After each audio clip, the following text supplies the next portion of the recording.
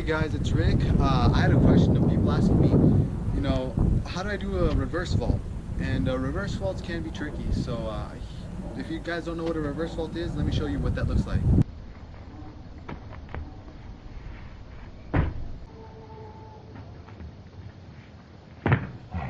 Okay guys, so the reason why I'm actually making this tutorial is because it was requested of me to make the reverse vault tutorial.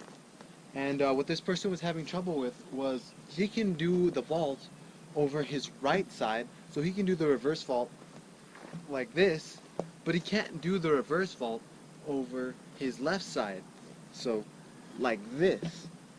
And really, it's there's a simple fix to that. So first I'll show you how to do the reverse vault.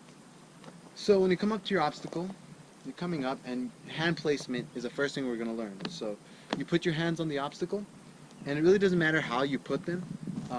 I suggest if you're barely learning how to do the reverse vault and you don't have a good awareness of going over yourself, I do suggest that when you plant your hands, you use both of your hands. Eventually, the hand, there's going to be one hand that comes off, and that when you rotate, that's when the hand will come off. But if you're just learning, yeah, I suggest using both hands. So now I'll show you guys what to do with the bottom half of your body.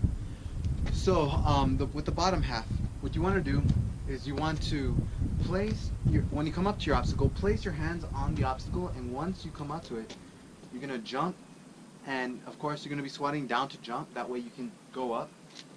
And then the leg that's furthest from the obstacle, so in this case it's my right leg, you want to kind of rotate and go like that.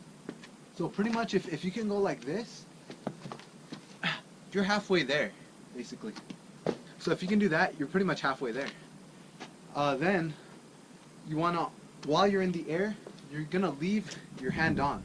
So you leave your hand on, and the hand that you also have on, it's gonna stay on, but just enough so that it can rotate you over. So once you're kind of like this, then you can slowly let go and keep that one hand on, and that way it'll help you to rotate over the obstacle. So let me show you how that would look. So when I rotate, and remember, when you rotate, it's not a flip. It's more like you're leaving your hand on, and you're just kind of going to the side. You're just kind of going like that. Let me show you how it looks. This is the first one. So that's how you would do. The reverse vault from using my left hand. Now let me show you the right hand.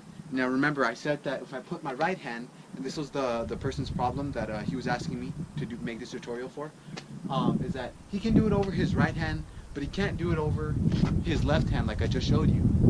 And that's really, it's quite simple to do actually. So what he was doing wrong is he's trying to vault over his right side, but he keeps on going to his left because his body keeps on coming in and going to the left.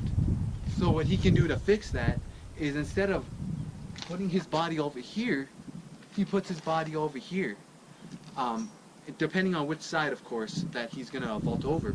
So the biggest tip that I can give him is to place his body, or place your body, place your body on the opposite side of the way that you want to rotate. So if I'm leaving my right hand on, then my body's going to be on the left hand side of the object.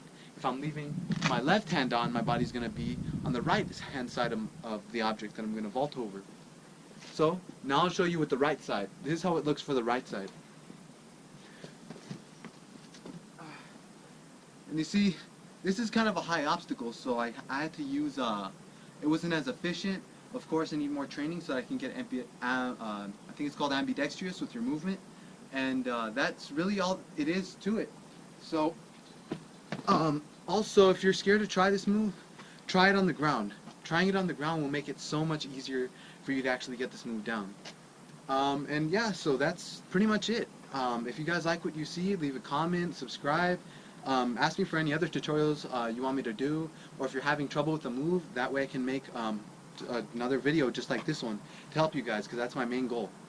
And one more thing I need to tell you is that there's going to be other stuff on my channel too, so it's not just going to be for parkour, it's mainly going to be for parkour, but there's also going to be a lot of other stuff too that's coming up.